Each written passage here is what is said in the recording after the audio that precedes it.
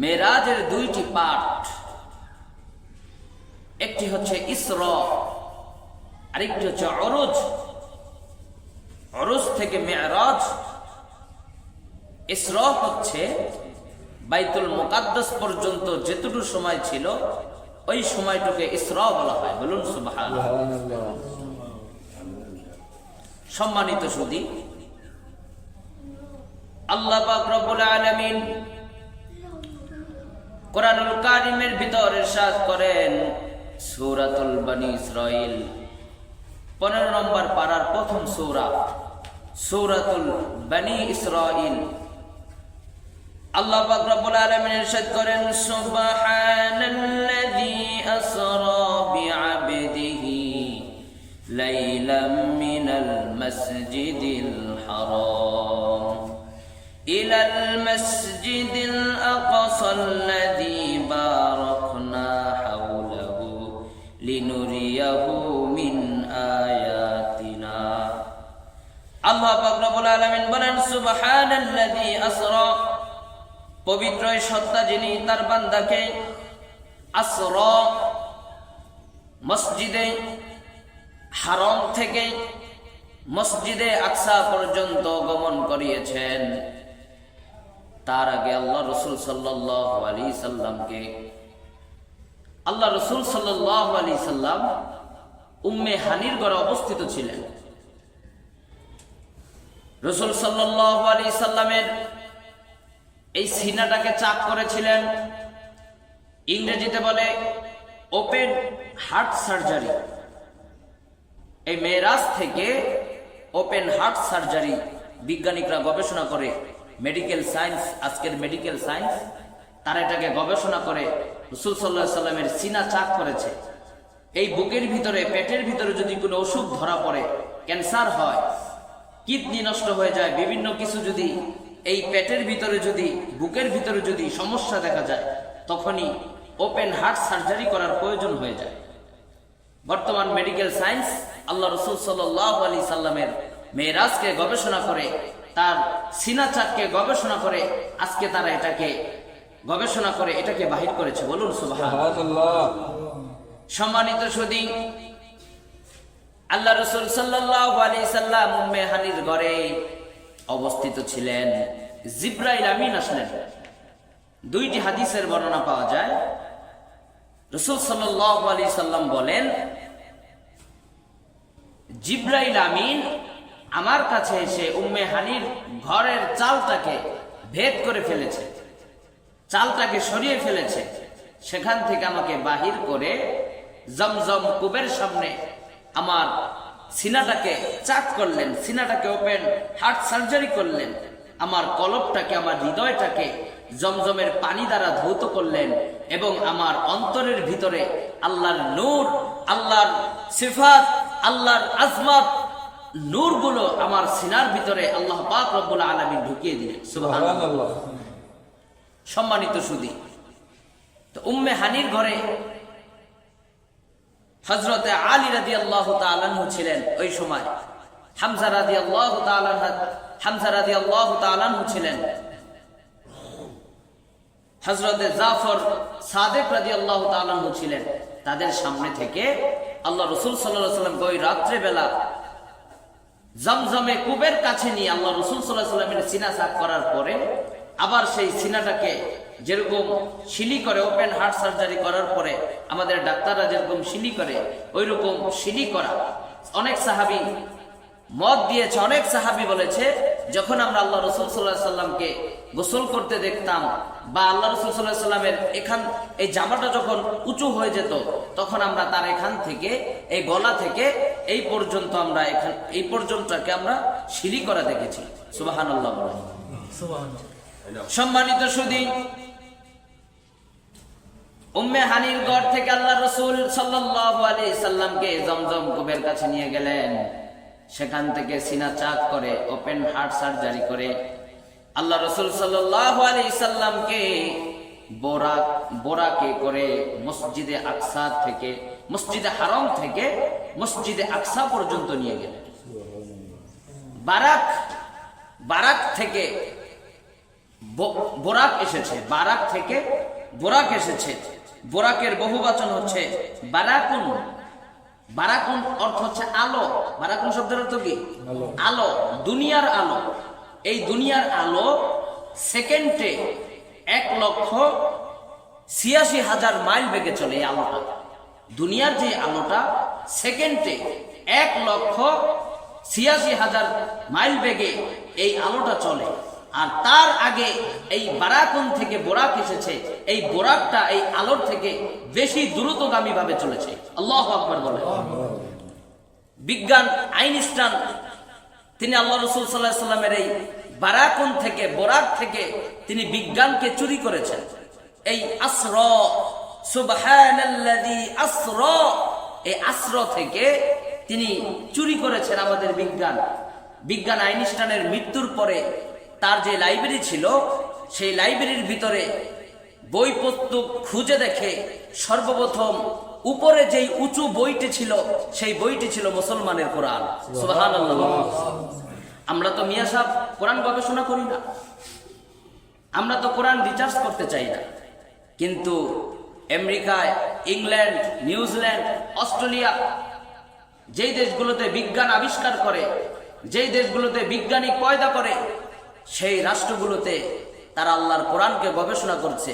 যে কোরআনকে নিয়ে পরিপূর্ণ রিসার্চ করছে, দেখা যাচ্ছে জরিপে দেখা যাচ্ছে, বর্তমান পৃথিবীর জরিপে দেখা যাচ্ছে আল্লাহর কোরআনকে নিয়ে যারাই গবেষণা করতেছে তারাই পদে পদে কালেমার তলে আসতেছে। বলুন সুবহানাল্লাহ। আর আমার দেশের বিজ্ঞানীগুলো গুগল থেকে চুরি করে বিজ্ঞান আবিষ্কার করে। আমার দেশের বিজ্ঞানীগুলো যারা বিজ্ঞান পড়ায়, এইগুলোর মাথায় বিজ্ঞান নাই, এইগুলোর মাথায় হচ্ছে গোবর। আমাদেরকে যে বিজ্ঞান শেখানো হয়, আমাদের ইউনিভার্সিটির ভাইরা, কলেজ ইউনিভার্সিটির ভাইরা, বেশিরভাগ ছেলেপেলেগুলোই আজকে নাস্তিক হয়ে যাচ্ছে। কেন নাস্তিক হচ্ছে? কারণ সঠিক বিজ্ঞান আমাদেরকে আজকে শিক্ষা দেওয়া হয় না। আমাদের ইউনিভার্সিটি কলেজগুলোতে আল্লাহর কোরআনের রিসার্চ হচ্ছে না। আল্লাহর কোরআনের রিসার্চ হচ্ছে না বিধায় আমাদের সন্তান, আমাদের ভাইগুলো আজকে নাস্তিক, মুরদাদ হয়ে যাচ্ছে, কোরআনের জ্ঞান না থাকার কারণে। মনে করেন যে কোরআন শুধু তেলাওয়াত করলাম, নামাজে পড়লাম, কোরআন শুধু মানুষ মৃত্যুবরণ করলে এর জন্য তেলাওয়াত করলাম। কোরআন এর জন্য আসে নাই। কোরআন এসেছে একটি জীবন ব্যবস্থাকে সুন্দর করতে। সম্মানিত সুধী, আল্লাহর কোরআন যেদিকেই প্রয়োগ করবেন, যেদিকেই ব্যবহার করবেন, আল্লাহর কোরআন সেদিকেই 100-র ভিতরে 100। সুবহানাল্লাহ। সম্মানিত সুধী, বিজ্ঞান আইনস্টাইন আসরা শব্দ থেকে তিনি গবেষণা করলেন যে তিনি তার একটি বইয়ের ভিতরে লিখেছেন, পৃথিবীর ভিতরে আলোর থেকে দ্রুতগামী যেই বাহনটি চলবে সেটি হবে সব থেকে দ্রুতগামী বাহন। এখন তিনি রিসার্চ করলেন আসরা থেকে দ্রুতগামী বাহন কোনটা। তিনি বারাকুন হচ্ছে দুনিয়ার আলো। এই আলোটা সেকেন্ডে হচ্ছে 1,86,000 মাইল বেগে চলে। আর বোরাক হচ্ছে তার থেকে আরো দ্বিগুণ উপরে চলছে, আরো দ্বিগুণ না, অনেক দ্বিগুণ। এই বোরাকটা আরো তাড়াতাড়ি চলছে। এখন তার মাথা উলট পালট হয়ে গেছে, এটা কিভাবে সম্ভব? তখনই তিনি বলেছিলেন, আলোর থেকে যেই জিনিসটা বেশি দ্রুতগামী চলে সেই জিনিসটা হচ্ছে বোরাক, আর সেই জিনিসটা হচ্ছে রাসূল সাল্লাল্লাহু আলাইহি সাল্লামের মেরাজ থেকে হয়েছে। সুবহানাল্লাহ বলবেন। রাসূল সাল্লাল্লাহু আলাইহি সাল্লামের মেরাজ থেকে এই বোরাকটা, যে বাহনটা এত দ্রুত উপরে উঠেছে, তো সময়কে পিছনে রেখে এই দুনিয়ার যে আলো বারাকুন, এই দুনিয়ার যে আলোটা, এটা সময়ের সাথে সাদৃশ্য। সূর্য কি একদিনও তার সময়ের 1 মিনিট আগে উঠেছে, 1 সেকেন্ড আগে উঠেছে, বা পরে 1 সেকেন্ড পরে ডুবেছে? তার সময় মতো তিনি ডুবেছে। কিন্তু বোরাক তিনি তার সময়কে ভেদ করে, সময়কে অনেক পিছনে রেখে, 1-2 বছর নয়, 27 বছর পিছনে রেখে বোরাক আল্লাহ রাসূল সাল্লাল্লাহু আলাইহি সাল্লামকে নিয়ে সিদরাতুল মুনতাহা, আরশে আজিম, জান্নাত, জাহান্নাম, আল্লাহর সাথে সাক্ষাৎ করেছেন। 70,000 নূরকে ভেদ করে আল্লাহ পাক রব্বুল আলামিনের সাথে তিনি দেখা করেছেন। সুবহানাল্লাহ। আসরা, এই আসর থেকে বিজ্ঞান আইনস্টাইন গবেষণা করলেন কি, আলোর থেকে বেশি দ্রুতগামী যে জিনিসটা চলবে সেটা হচ্ছে রসুলের মেরাজে যে বোরাকটি চলেছিল, সেই বোরাকটি, সুবহানাল্লাহ বলেন, 27 বছর সামনে চলে গিয়েছে এই বোরাকে। এই মেরাজের আল্লাহ পাক রব্বুল আলামিনের আদেশে 27 বছর আগে কত দ্রুত, যদি পৃথিবীর আলোটা 1,86,000 সেকেন্ডে যদি চলে, তাহলে ওইটা কত মাইল বেগে চলেছে একমাত্র আল্লাহ পাক রব্বুল আলামিন ছাড়া পৃথিবীর আর কেউ জানে না। সম্মানিত সুধী, সুবহানাল্লাযী আসরা বিআবদিহি লাইলাম মিনাল মাসজিদিল হারাম, মসজিদে হারাম থেকে আল্লাহর রাসূল সাল্লাল্লাহু আলাইহি সাল্লামকে মসজিদ আকসা পর্যন্ত নিয়ে গেলেন। তার আগে আল্লাহ রাসূল সাল্লাল্লাহু আলাইহি সাল্লাম কে মদিনা একটু ঘুরালেন। মদিনার পূর্বের নাম ছিল ইসরাফ। রাসূল সাল্লাল্লাহু আলাইহি সাল্লামকে সেইখানে 2 রাকাত নামাজ আদায় করতে বললেন। আল্লাহ রাসূল সাল্লাল্লাহু আলাইহি সাল্লাম সেই জায়গায় 2 রাকাত নামাজ আদায় করলেন এবং সেখান থেকে বাইতুল মুকাদ্দাস মসজিদ আকসার আগে নবী ঈসা রুহুল্লাহর জন্ম হয়েছে, সেই জায়গায় 2 রাকাত নামাজ আদায় করলেন এবং মিশরে অবস্থিত নবী মূসা আলাইহিস সালাতু ওয়াস সালামের কবর রওজা যেখানে, সেইখানে আল্লাহ রাসূল সাল্লাল্লাহু আলাইহি সাল্লাম মূসা আলাইহিস সালাতু ওয়াস সালামকে দেখতে পেলেন, তিনি কবরের ভিতরে নামাজ আদায় করতেছেন। সুবহানাল্লাহ। আমাদের একটা সাফ আকীদা রাখতে হবে, নবীরা হচ্ছে কবরের ভিতরে জীবিত। তারা যখন ইন্তেকাল করে, ইন্তেকালের পরে তাদের রূহ আবার তাদের শরীরের ভিতর দিয়ে দেওয়া হয়।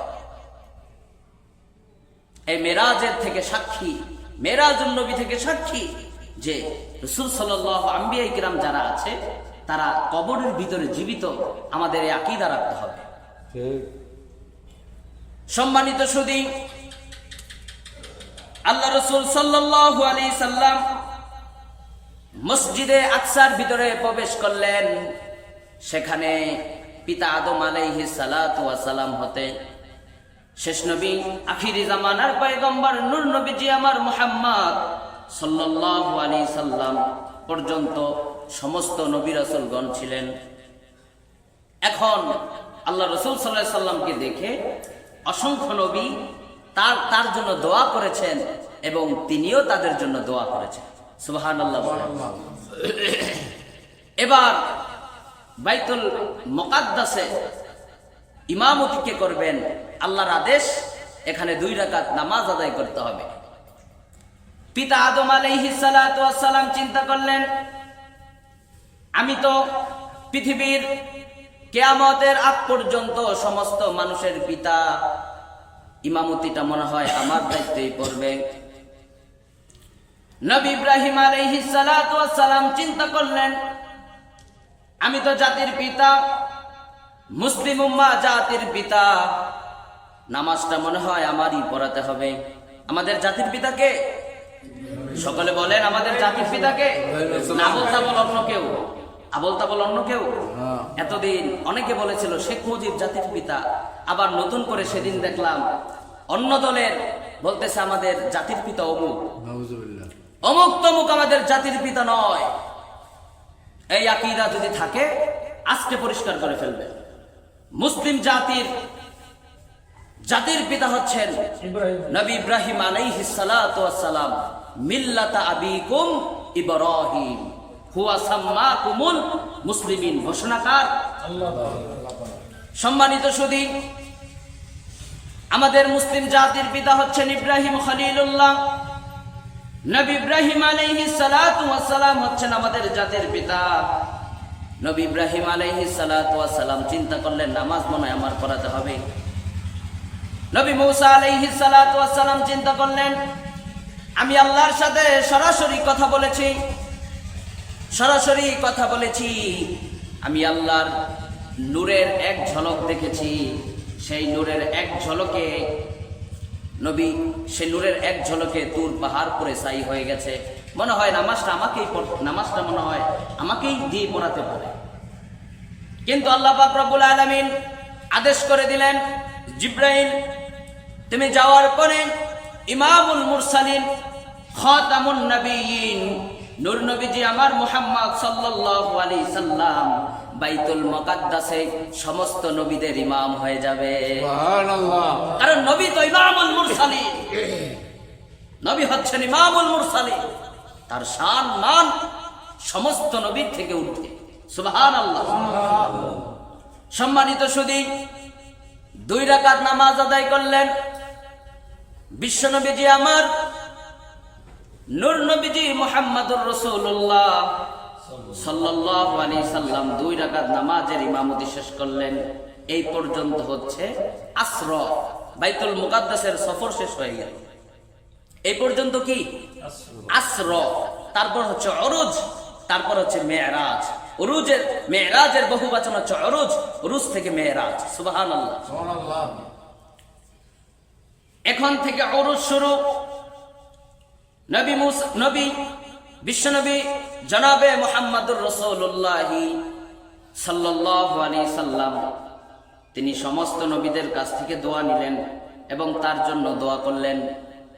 এখন বোরাকের ভিতরে উঠলেন, সময়কে ভেদ করে, সময়কে পিছনে রেখে দ্রুতগামী বোরাক দিয়ে আরশে আজিমের দিকে, সিদরাতুল মুনতাহা, জান্নাতুল মাওয়া, প্রথম আসমান ভেদ করে দ্বিতীয় আসমান ভেদ করে। ঘটনা আপনারা সকলেই জানেন কম বেশি। প্রথম আসমানে ফেরেশতারা আহলান ওয়া সাহলান মারহাবান, রাসূলকে আহলান সাহলান মারহাবান জানালেন। জিব্রাইলকে দেখে বললেন, এই ব্যক্তিকে? জিব্রাইল বললেন, ইনি হচ্ছেন আখিরি জামানার পয়গম্বর নবী হযরত মুহাম্মদুর রাসূলুল্লাহ সাল্লাল্লাহু আলাইহি ওয়াসাল্লাম। এরকম করে দ্বিতীয় আসমানে আহলান ওয়া সাহলান মারহাবান, তৃতীয় আসমানে আহলান ওয়া সাহলান মারহাবান, চতুর্থ আসমানে একই অবস্থা, পঞ্চম আসমানে একই অবস্থা, ষষ্ঠ আসমানে একই অবস্থা, সপ্তম আসমানে একই অবস্থা।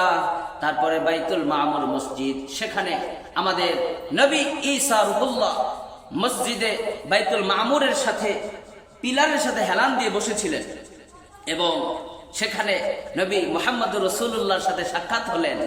অনেকক্ষণ দুইজনে গল্প গুজব করলেন, তারপরে আবার উপরের দিকে গেলেন। সুবহানাল্লাহ।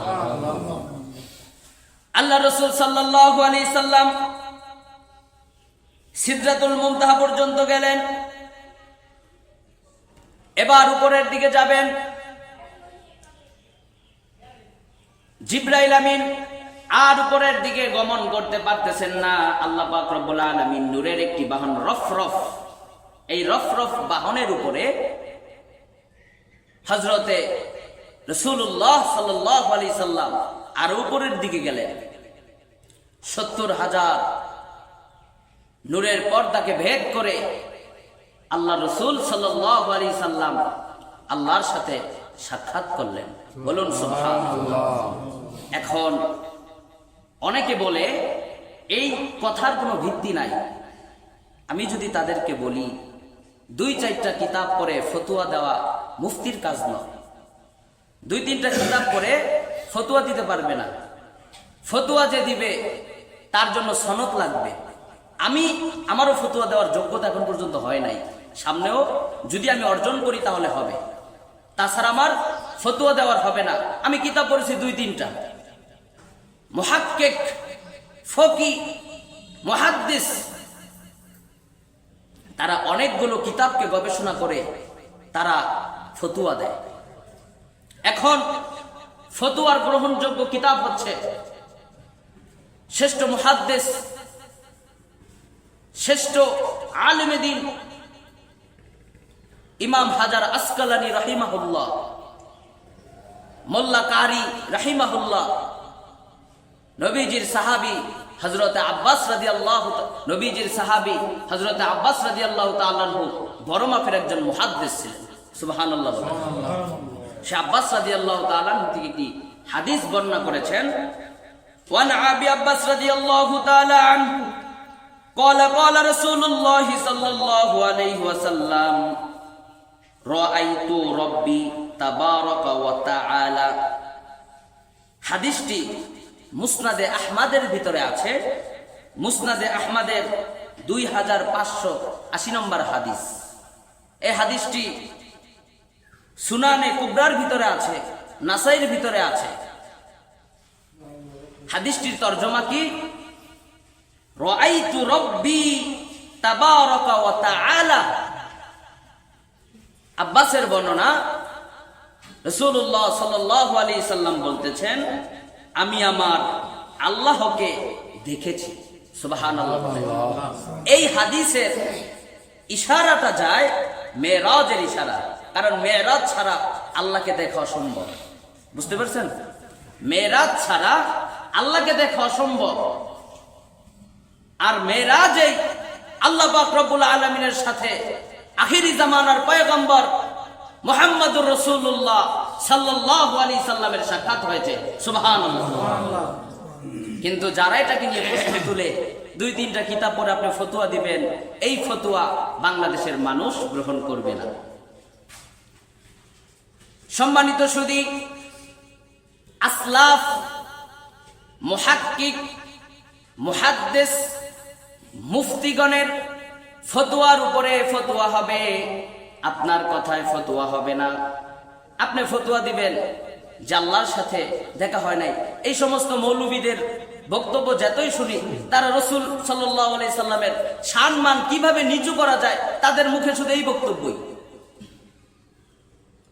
তাদের মুখে শুধু এই বক্তব্যগুলোই শুনি।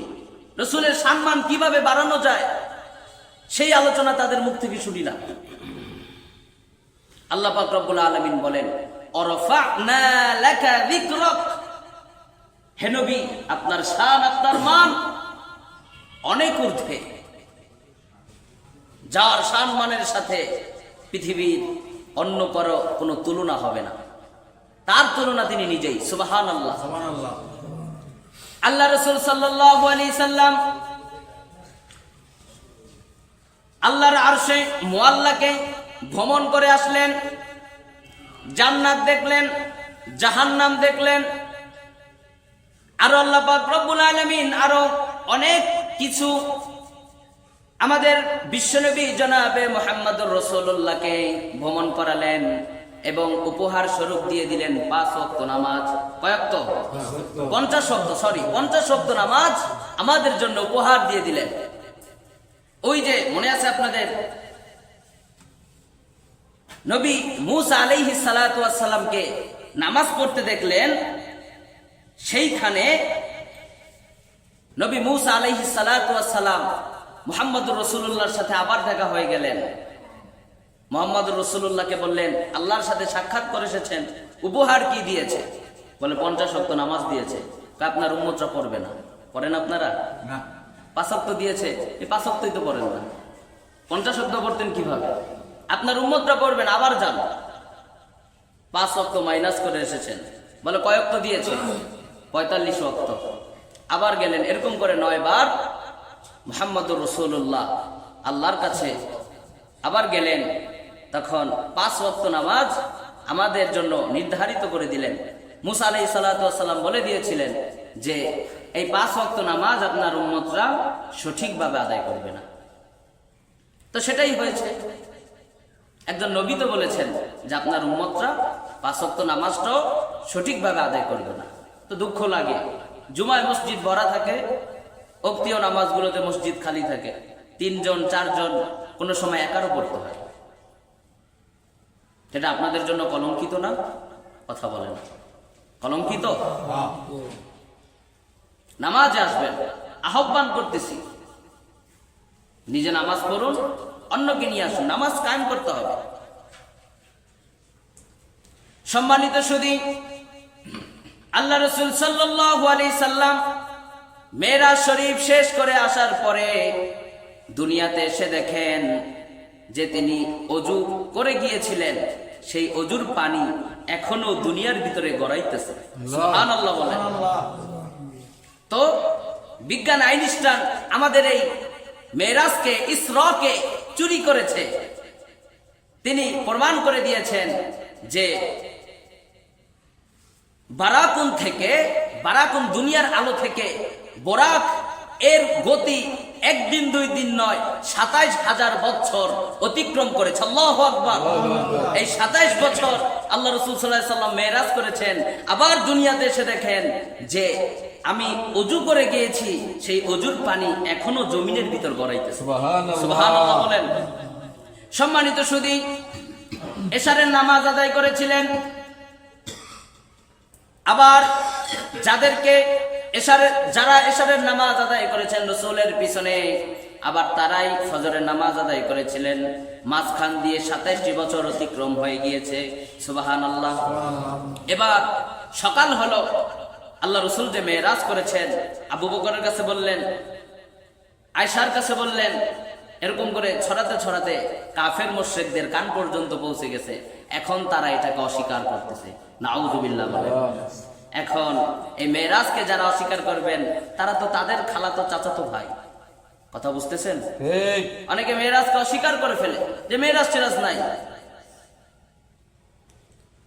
ইমাম তহাবী রাহিমাহুল্লাহ গ্রহণযোগ্য একজন ফকিহ, তিনি মেরাজ সম্পর্কে বলেন, আল মি'রাজু হাক্কুন ওয়া ক্বাদ উসরিয়ান নাবিয়্যু সাল্লাল্লাহু আলাইহি ওয়াসাল্লাম ওয়া উরিজা বিশাখসিহি বিল ইয়াকাযাতি ইলা সামাই সুম্মা ইলা হাইসু মা শা আল্লাহু ইলা মিনাল উলা। ইমাম তহাবী বলেন, তার ভাষায় মেরাজ হলো একটি সত্য বিষয়। মহানবী সাল্লাল্লাহু আলাইহি সাল্লামকে রাত্রিকালীন ভ্রমণ করানো হয়েছে। তারপর জাগ্রত অবস্থায় আসমানের দিকে আল্লাহ তাআলা যতটুকু ইচ্ছা ঊর্ধ্বগমন করিয়েছেন। সুবহানাল্লাহ। ফকিহগণ, ইমামগণ, যাদের ফতোয়া শুধু আমরা নয়, সারা বিশ্ব যাদের ফতোয়াগুলোকে গ্রহণ করে, তাদের মত আল্লাহ রাসূল সাল্লাল্লাহু আলাইহি সাল্লাম মেরাজ করেছেন, আল্লাহর সাথে দেখা করেছেন, সাক্ষাৎ করেছেন। আর তুমি মৌলবী ফতোয়া দাও যে আল্লাহ রাসূলের মেরাজ হয়নি। এদের কথা আপনারা মানবেন না? এদের কথা মানবেন না? সাফ সাফ আকীদা রাখতে হবে, আল্লাহ রাসূলের মেরাজ সশরীরে হয়েছে, জাগ্রত অবস্থায় হয়েছে এবং আল্লাহর সাথে সাক্ষাৎ করেছেন। এই আকীদা আমাদের সকলের আছে তো ইনশাআল্লাহ? কার কার আছে হাত তুলে দেখান। আল্লাহ পাক রব্বুল আলামিন আমাদের সকলকে এই আকীদার উপরে অটল থাকার তৌফিক দান করুক। সকলে বলুন আমিন। যে আলোচনাটুকু হলো, আল্লাহ পাক রব্বুল আলামিন আমি সহ আমাদের সকলকে যেন আমল করার তৌফিক দান করে। সকলে বলুন আমিন। আরো জোরে বলুন আমিন।